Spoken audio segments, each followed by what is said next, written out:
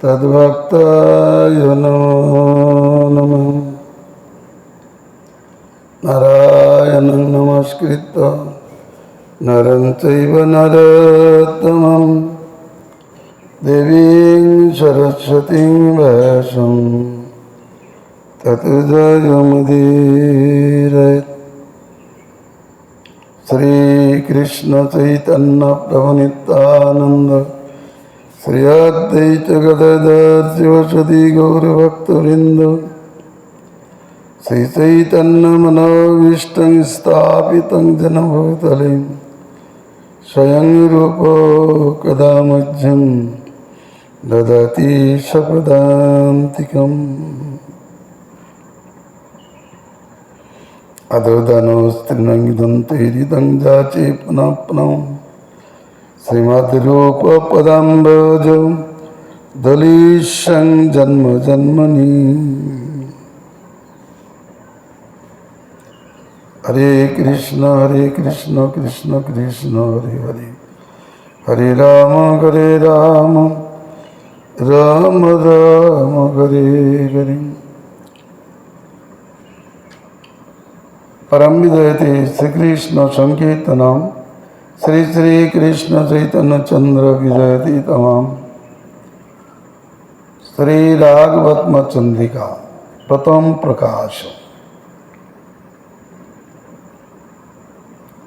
श्री रूप बाक्सुदासादि चकोरेभ्यो नमो नमः। जयशं कृपालवै वक्षे रागवत्मनि चंद्रिकम्।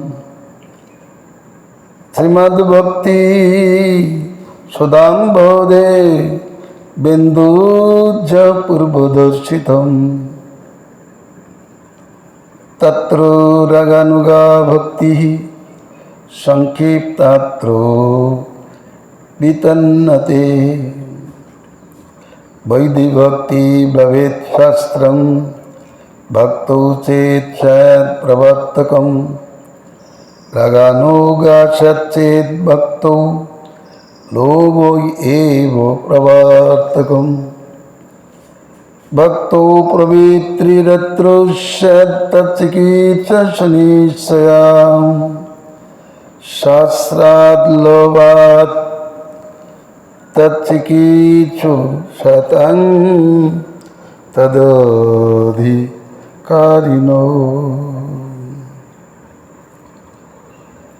श्री श्री कृष्ण चैतन्य शरणम। যাদের কৃপালেশ মাত্র অবলম্বনে রাগমার্গের চন্দ্রিকা স্বরূপ এই গ্রন্থ বলিতে আরম্ভ করিয়াছি। শ্রী রূপ গোস্বামী পাদের বাক্যরূপ সদাস্বাদনকারী সেই সকল ভক্ত চকরবিন্দুকে पुनः पुनः प्रणाम करितेছি। मंगलाचरण। मंगलाचरण अभीष्ट स्मरण। সেই मंगलाचरण হয় त्रिविध प्रकार। वस्त्र प्रकाश आशीर्वाद नमस्कार। अंक समागति। प्रथमे नमस्कार। नमस्कार करिले आशीर्वाद आछे और आशीर्वादे वस्तु प्रकाशित है। एजন্য महाजनगणের रीति अवलम्बन करिया श्री रसिकराज श्री विश्वनाथ चक्रवर्ती पाद रूप गोस्वामीर बाक्यरूप सुधासारी चकरबिंदेर वंदना करिलेन एवं तादेर कृपाय ए रागवत्म चंद्रिका तिनि बलिते प्रवृत्त हयेछेन।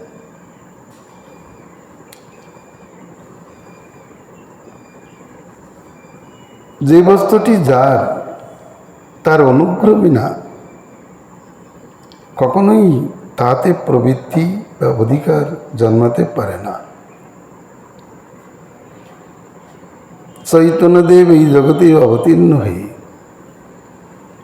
একমাত্র শ্রী গোস্বামীর দ্বারা এই জগতে রাগভক্তি আদি প্রকাশ করিয়াছেন। অতএব রূপ গোস্বামীর করুণা বিনা বা রূপ গোস্বামীর বাক্য মাধুর্য যারা আস্বাদন করেন,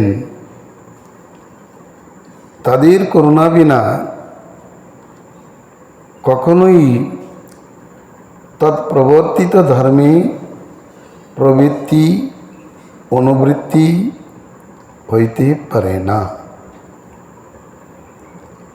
এই জন্য নমস্কার বিধান, সর্বযজ্ঞের মধ্যে নমস্কার যজ্ঞই সর্বোত্তম। কারণ নমস্কারের দ্বারাই অনায়াসে প্রসন্নতাক্রমে বস্তু প্রকাশিত হয়।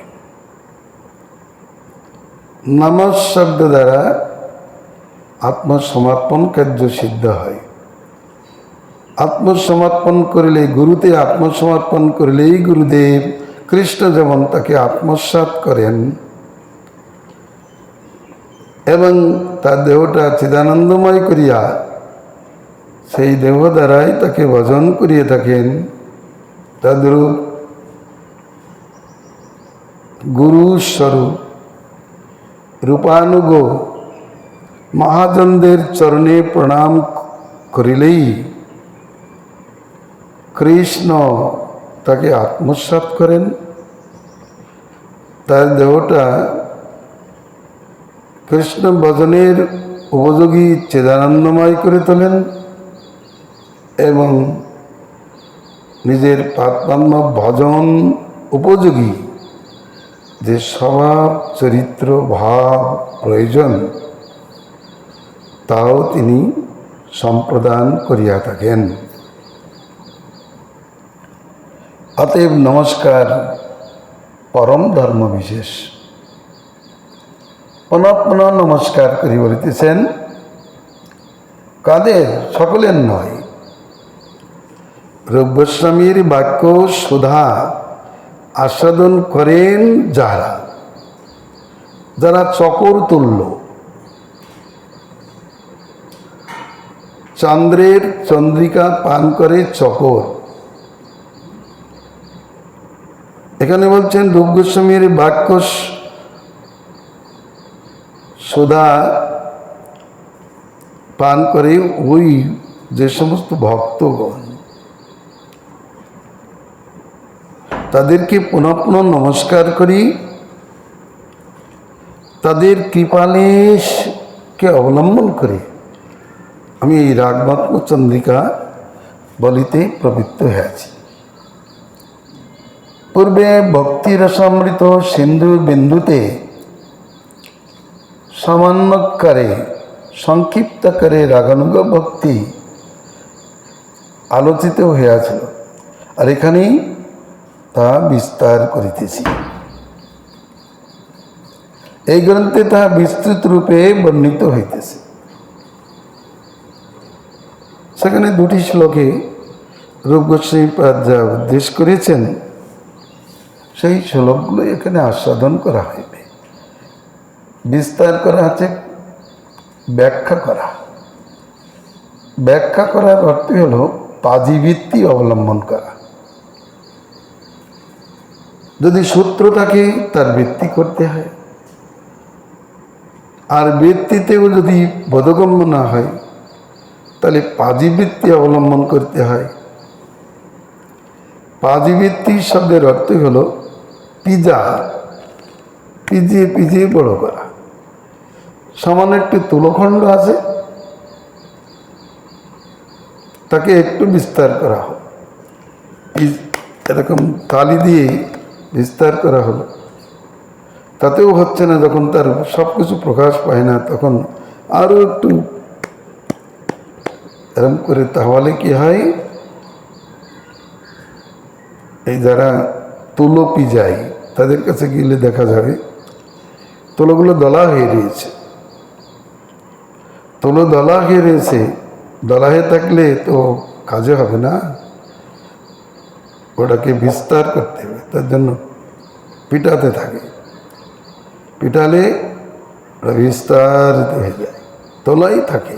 তেমনি রূপ গোস্বামী শ্লোক বলেছেন, সেই শ্লোকটা সকলের বোধগম্য দৃষ্টিপথে আসছে না, যার জন্য বিশ্বনাথ চক্রবর্তী ঠাকুর তাকে প্রাদিভিত্তিতে ব্যাখ্যা করিতেছেন।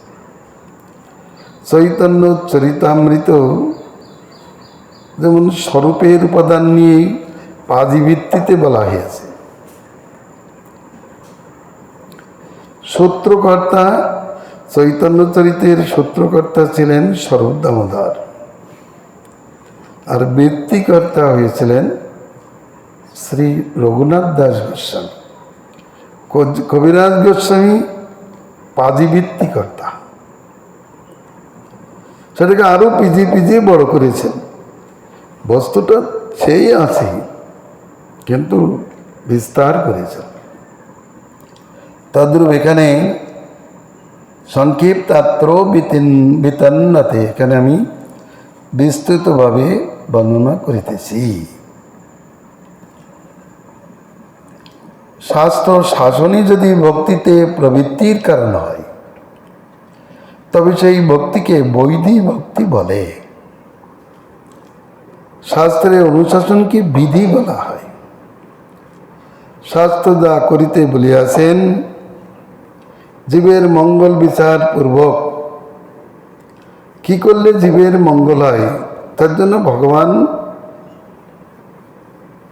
কিছু বিধি বিধান যে গ্রন্থে প্রকাশ করেছেন তার নামই শাস্ত্র। শাস্তি ত্রায়তে চাইতি শাস্ত্রম, যা আমাদেরকে অসৎগামী মনকে শাসন করে এবং অসৎ ভাবনা থেকে পরিত্রাণ করে, তাকে শাস্ত্র বলা যায়। শাস্ত্র ভগবানের বাণী স্বরূপ, এটা ভগবানের অনুশাসন পর্ব, কর্তব্য অকর্তব্য বিষয়ে ভগবানের অনুশাসন পর্ব। তো সেখানেই এই শাস্ত্র দৃষ্টিতে যে ভক্তিতে প্রবৃত্তি, তার নাম হচ্ছে বৈধি ভক্তি। শাস্ত্র না দেখলে ভক্তি করতে পারে না।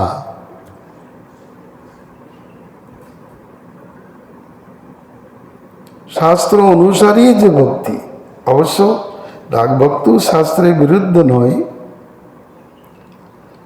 কিন্তু কথা হচ্ছে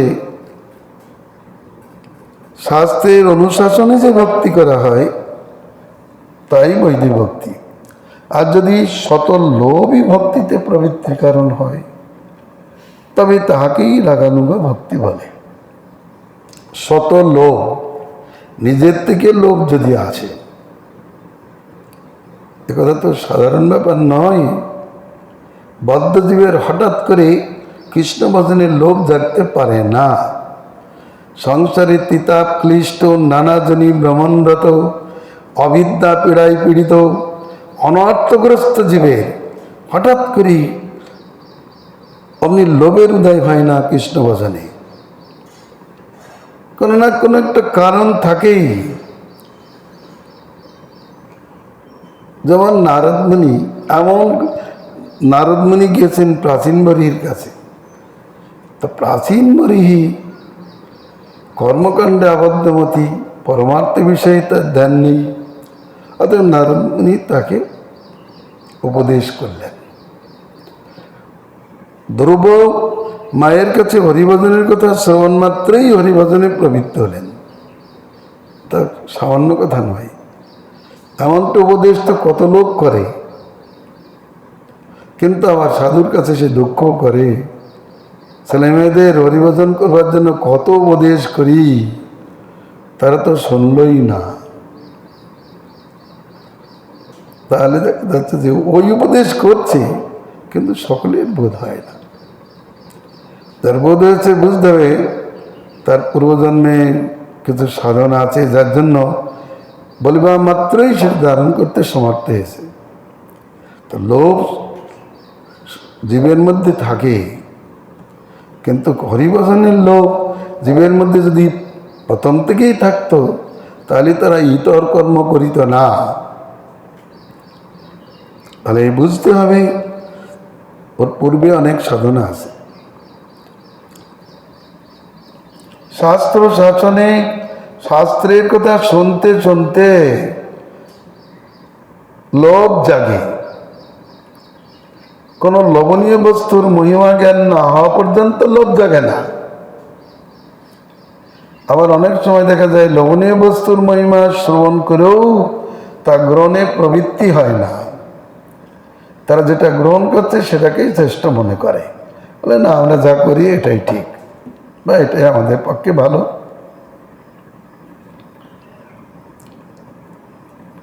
অতএব বলিলেন শাস্ত্রের অনুশাসনে ভক্তি, শ্রদ্ধার সহিত ভক্তি করে বৈধি ভক্তি। আর লোভী ভক্তিতে প্রবৃত্তির কারণ হলে তাকে রাগানুগ ভক্তি বলে। তাহলে ভক্তিতে প্রবৃত্তি হওয়া শব্দের অর্থই হলো ভক্তির অঙ্গসমূহের অনুষ্ঠানে ঐকান্তিক ইচ্ছা,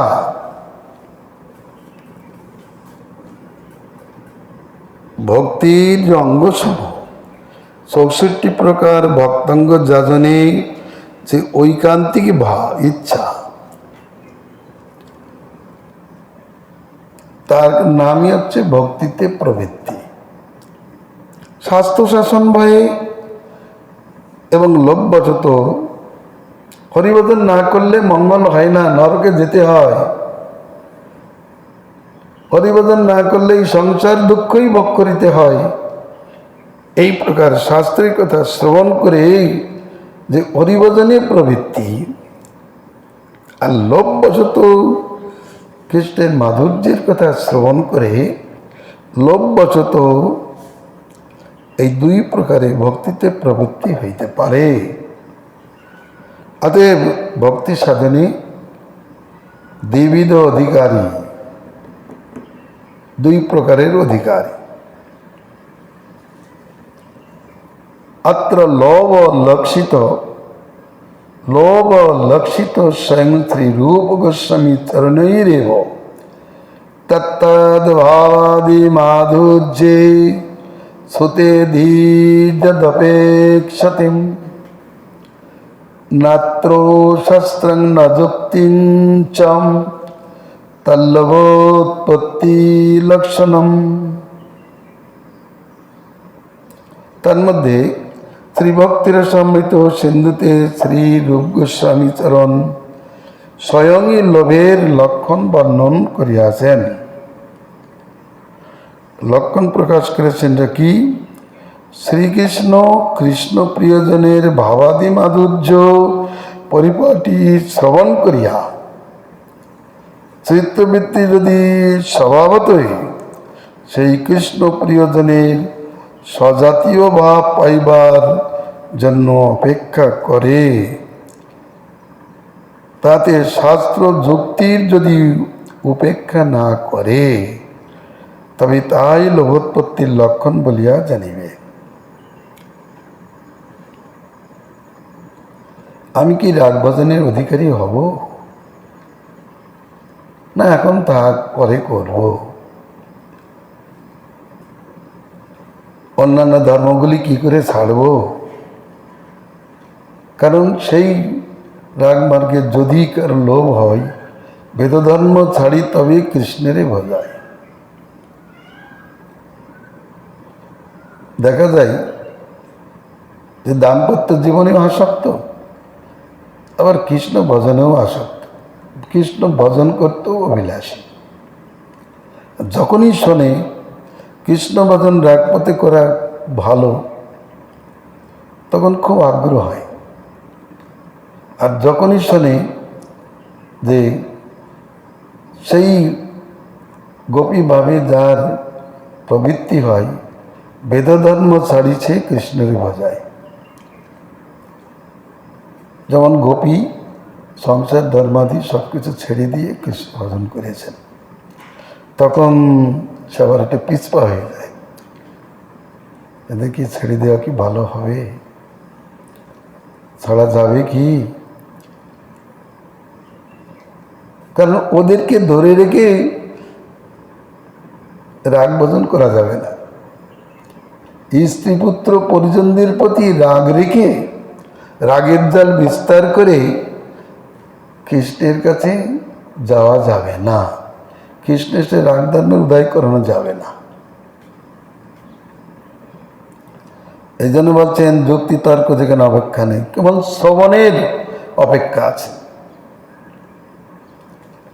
যে যার লক্ষণ বলেছেন শ্রী কপিল দেব, মদ্গোম চতিমাত্রেণ সর্ব গুহাশয়ী মনোগতির অভিচ্ছেন্না গঙ্গাম ভৌষ জতাম বধৌ। রাগ ভক্তির লক্ষণে শ্রেষ্ঠ ভক্তির উত্তমা ভক্তি, ঐকান্তিকী ভক্তি, অহৈতুকী ভক্তি, অপ্রতিহত ভক্তির লক্ষণ বলেন আমার গুণ শ্রবণ মাত্রই সর্বপ্রাণীর অন্তর্যামী স্বরূপ আমার প্রতি তৈল ধারাবৎ অথবা গঙ্গা ধারাবৎ যে মনোবৃত্তি, তাই আত্যন্তিকী ভক্তির লক্ষণ। এই রাগ ভক্তির লক্ষণ শ্রবণ মাত্রই। যেমন রুক্মিণী কৃষ্ণের কথা শ্রবণ মাত্রই কৃষ্ণের প্রতি অনুরক্ত হয়ে গেলেন, মন তাকে তার কৃষ্ণই লেগে রইল। এ হচ্ছে তার রতি উৎপত্তির কারণ। তদ্রূপ যুক্তির অপেক্ষা নেই। না আমার ভ্রাতা, আমার মাতা পিতা যদি আমাকে কৃষ্ণের কাছে সমর্পণ করতে চাই, আমিও ইচ্ছা করি, কিন্তু জ্যেষ্ঠ ভাইয়ের কথাটা না শুনলে কি হবে, অমঙ্গল হতে পারে, এই রূপ বিচার করে রুক্মিণী দেবী পিছপা হয়নি। যদি পিছপা হতেন তাহলে কৃষ্ণের প্রতি রাগের লক্ষণ তার প্রকাশিত হতো না। তেমনি কৃষ্ণ প্রিয়জনের, তার প্রিয়জনের ভাবাদি মাধুর্যের পরিপাটির কথা শ্রবণ করে চিত্তবৃত্তি শতই যদি তা প্রাপ্তির জন্য অপেক্ষা করে, সেখানে শাস্ত্র যুক্তির অপেক্ষা নেই। একটু বলে দেন না আমাকে, কি করে রাগ ভোজন করব? একটা যুবতী নারীকে বলতে হয় না কি করে প্রেম করতে হয়, কিন্তু একটা ছোট্ট বালিকা সে বলে আমি একটু প্রেম করতে চাই, কি করে করবো একটু বলো তো। তখন লোকে হাসতে থাকে যে তুই প্রেম করতে পারবি না। যে প্রেম করে সে কোনোদিন জিজ্ঞাসা করে না আমি প্রেম করতে পারবো কি, কার সঙ্গে করবো বলুন তো, একটা ভালো ছেলে দেখে দেন তো। এরকম কথা সে বলবে না। সে একটা ভালো ছেলেকে বেছে নেবে, কাকে বলতে হবে না। ওটা তার রাগ লক্ষণ। যদি বলতে হয় তাহলে বুঝতে হবে তার প্রতি রাগ নেই। কেউ আবার বলে, জিজ্ঞাসা করে আমি এই ছেলেটাকে একটু ভালোবাসতে চাইছো, একটু বলুন তো ভালোবাসলে ভালো হবে কি, ওকে ভালোবাসলে আমি সুখী হব তো। দেখ এইরকম বলে যে যুক্তির অপেক্ষা তর্কের অপেক্ষা, ছেলেটা দেখতে ভালো, আমি ব্রাহ্মণের মেয়ে আর ও তো শূদ্রের ছেলে, দেখতে সুন্দর, গুণও আছে ভালো, বিয়ে করলে কি বলবে লোকে, তার সঙ্গে ভাগ করলে কি বলবে লোকে, এই বলে পিছপা হতে থাকে। এরা কোনোদিন এদের মধ্যে রাগ লক্ষণ নাই। রাগ লক্ষণের কথা বাংলায় একটা ভাষায় বলেছে, যার সঙ্গে যার মজিছে মন, কিবা হাড়ি কিবা ডম, সে কোনো জাতকুলের অপেক্ষা করবে না। আমি অধিকারী নই এরকম পিছপা যে করছে তার রাগ লক্ষণ নেই, হবে না। শ্রবণ করেছে, আমার খুব ইচ্ছা হয় করব, কিন্তু আমি কি অধিকারী? আমি অধিকারী নই, হয়তো অধিকারী নই। গুরুদেব বলেছে খবরদার অধিকার এখন লজন দেবে না, এই বিধিপথে ভক্তি করতে থাকো। এমন গুরুদেবের কথা না চললেও অমঙ্গল, আমার মন বলে একটু রাগ ভজন করা ভালো। এই প্রকারে যারা দোতালে চলতে থাকে তাদের মধ্যে রাগ লক্ষণ নাই। রাগই গুরু। যার মধ্যে রাগ লক্ষণ আছে সে রাগই গুরু, সে অন্য গুরুর অপেক্ষা করবে না। যেমন পিতামাতা গুরু, তারা যেমন পাত্র পাত্রীদের মিলন কার্য করিয়ে দেয় ঠিকই, কিন্তু পাত্র পাত্রীদের মধ্যে যদি রাগ উঠে যায়, সেই রাগ গুরু হয়ে তারা নিজেরাই কাজ করতে থাকে, তখন এই পিতামাতা দেশ দশ কারোর অপেক্ষা করে না। এই জন্য বলিতেছেন রূপ গোস্বামী পাদের কথাটা মনে করে রাখতে হবে।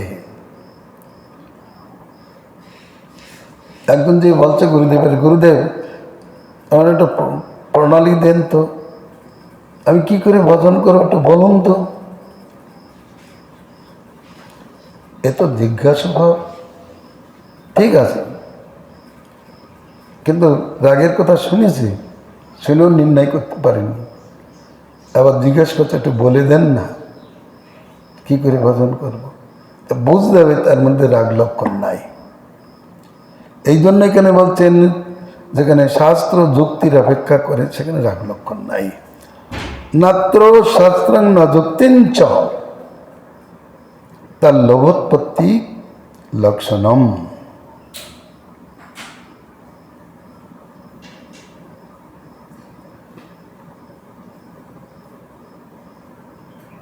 এর আবার ব্যাখ্যা করছেন উনি,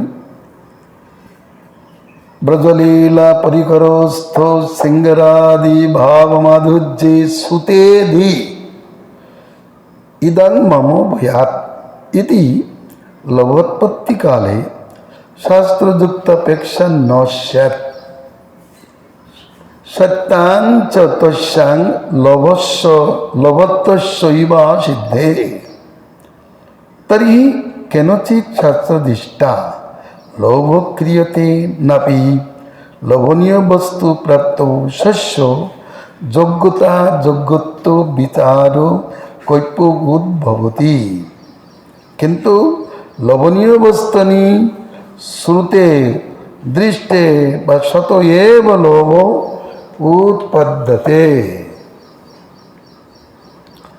ব্রজলীলার পরিকরে বিদ্যমান সিংহরাদি ভাবসমূহের মাধুর্য শ্রুতিগোচর হইলে আমার এই জাতীয় ভাবটি উৎপন্ন হোক, এই প্রকার লোভের উদয়কালে শাস্ত্র বা তদনুকূল শাস্ত্র যুক্তির কোনো প্রকার অপেক্ষা থাকিতে পারে না। যদি থাকে তাকে লোভ বলা যাইতে পারে না। কাহারো কাহারো শাস্ত্র দৃষ্টি হইতে লোভ উৎপন্ন হয় না, কারো কখনো শাস্ত্র দৃষ্টি হইতে লোভ উৎপন্ন হয় না। কিন্তু লোভনীয় বস্তু প্রাপ্তি বিষয়ে কারো মনে নিজের যোগ্যতা, আমি আগেই বলেছি অযোগ্যতার সম্বন্ধে কোনো বিচারও উপস্থিত হয় না। আমি যোগ্য কি না, আমি পারবো কি না, এরকম বিচার উপস্থিত হয় না। কিন্তু লোভনীয় বস্তু শ্রবণ কিংবা দর্শন মাত্রেই শতই লোভ উৎপন্ন হইয়া থাকে। ওই জন্য শ্রবণের অপেক্ষা আছে।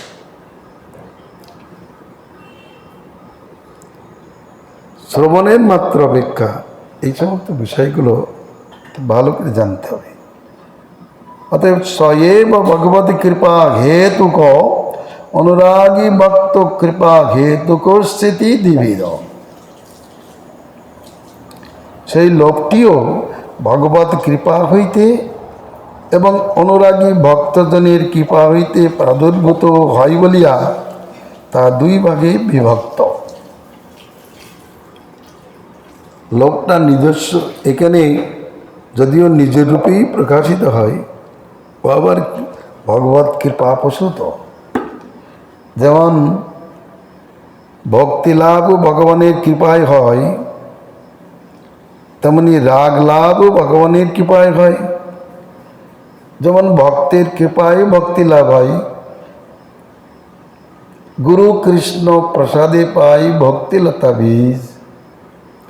নারদ ভক্তি সূত্র বলেছেন, লাভ্যতে অপি তৎ কৃপায়ৈব ভগবৎ কৃপা লেশাদ বা। মহতের কৃপায় ভক্তি লাভ হয়, কখনো ভগবানের কৃপালের সহিতও ভক্তি লাভ হয়। তাহলে আমরা দেখতে পাচ্ছি যে ভক্তি লাভ যেমন ভগবানও ভক্তের কৃপায় হয়েছে। ভক্তের যে কৃপা, সেই কৃপার মূলেরই হচ্ছে আবার কৃষ্ণের কৃপা। কারণ কৃষ্ণ যদি কৃপা করে কোনো ভাগ্যবানে, গুরু অন্তর্যামী রূপে শিখায় আপনি। এই বাক্য হইতে কৃষ্ণের কৃপা পরোক্ষে অন্তরিক্ষে বর্তমান। অতএব তার কৃপা বলতে এই লোকটিও ভগবত কৃপা হইতে জাত। এটা কারোর পৈতৃক সম্পত্তি না, ভগবানের কৃপা থেকে জাত হয়। আবার অনুরাগী ভক্তগণের কৃপা থেকেও জাত হয়। অনুরাগী ভক্তদের সঙ্গ করবার প্রবৃত্তিও কৃষ্ণের কৃপার লক্ষণ। তার মধ্যে ভগবত ভক্ত কৃপাজনিত লোক আর আবার প্রাচীন আধুনিক ভেদে দ্বিবিধ। ভগবত ভক্ত ভগবানের কৃপা তো ভক্তের মাধ্যমেই প্রকাশিত হয়, এই জন্য আবার কখনো পৃথকভাবে হয়। যেমন নারদকে কৃপা করেছেন, যারা ভগবানের সাক্ষাৎকার পায়নি তাদের কৃপা। নারদকে বলেছেন, আমাদের তোমার ভক্তি হোক, প্রেম হোক। একথা পুরাণান্তরে পাওয়া যায়, কিন্তু এটা বিরল। এই জন্য ভগবত ভক্তির কৃপাজনিত লোভ আবার প্রাচীন এবং আধুনিক ভেদে দ্বিবিধ। প্রাচীন শব্দের অর্থ কি বোঝাচ্ছে? তত্র তদ কৃপা হেতুক দ্বিবিধ প্রাক্তন আধুনিকস্য। প্রাক্তন কৌর্ব ভবিক আদিশ ভক্ত কৃপত্থ, আধুনিক এতজ্জন্মাবধি তদিশ ভক্ত কৃপত্থ। জন্মান্তরীয় কৃষ্ণ ভক্তগণের, শ্রীকৃষ্ণ পরিকরগণের, ভবাদি মাধুর্যানুরাগী ভক্তগণের কৃপা হইতে সমুদ্ভূত লোককেই প্রাক্তন লোক বলা হয়, পূর্বতন লোক। আর বর্তমান জন্মে তদিচ ভক্ত কৃপাজনিত লোক আধুনিক নামে হয়েছিল। শুনতে শুনতে লোভ এসে গেছে। যার লোভ পূর্বজন্মে সংজাত হয়ে আছে, তিনি লোভস্ফূর্তির পরই তাদিশ রাগানিক ভক্ত গুরুর চরণাশ্রয় করেন। আর যিনি আধুনিক লোভ বিশিষ্ট, তার গুরুচরণাশ্রয়ের পরে লোভের প্রবৃত্তি হয়ে থাকে। যেমন ভক্তি সিদ্ধান্ত সরস্বতী গোস্বামী ঠাকুর, তিনি যাকে তাকে গুরুকরণ করলেন না। তিনি রূপানুগ ভক্তির বিষয় প্রথমে ভক্তিবিনোদ ঠাকুরের মুখে শুনে রূপানুগ ভক্তিতে আকৃষ্ট হলেন, রাগ ভক্তিতে আকৃষ্ট হলেন। অতএব তিনি রূপানুগ প্রধান ছিল গৌর কিশোরদাস বাউজি মহারাজের চরণাশ্রয় করিলেন।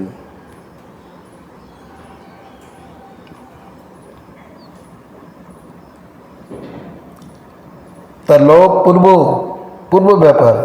আবার গুরুচরণ আশ্রয় করার পরে গুরুর মুখ থেকে শুনতে শুনতে মহিমা শ্রবণ করে লোভের উদয় হয়। সেটা হচ্ছে আধুনিক লোভ।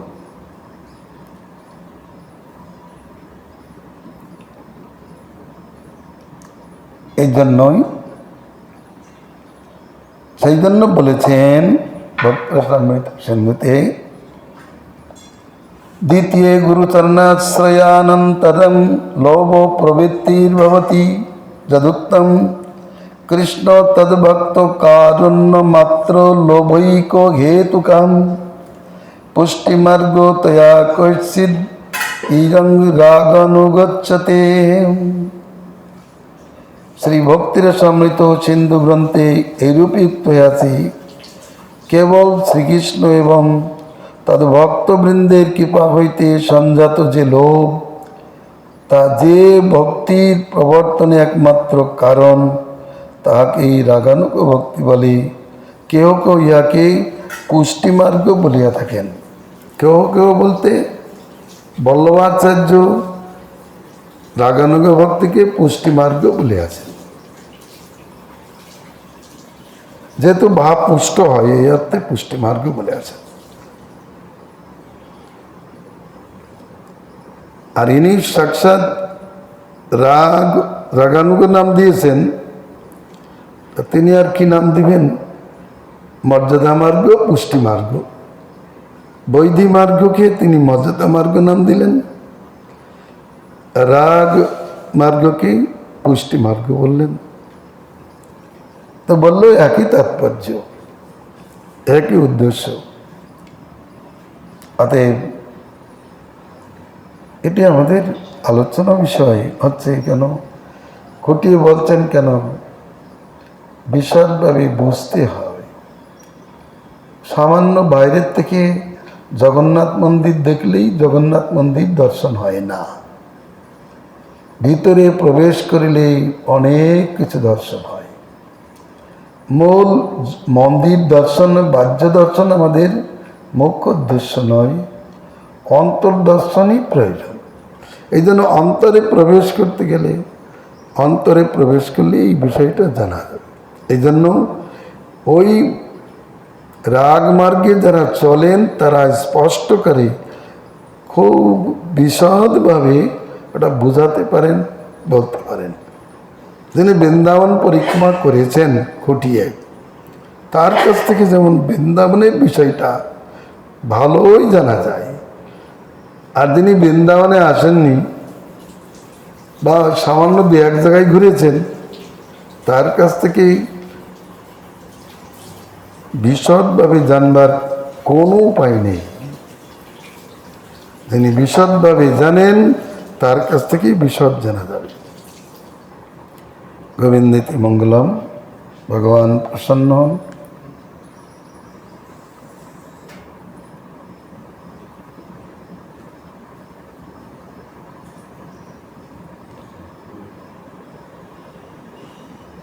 Mm-hmm.